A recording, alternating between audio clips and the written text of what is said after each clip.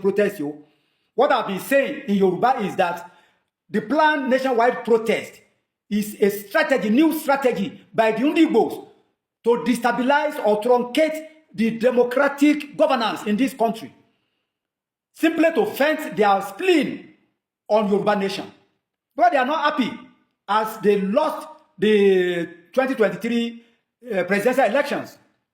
They are not happy.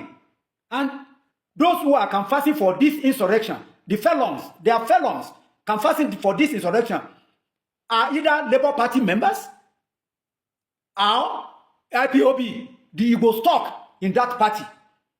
Why?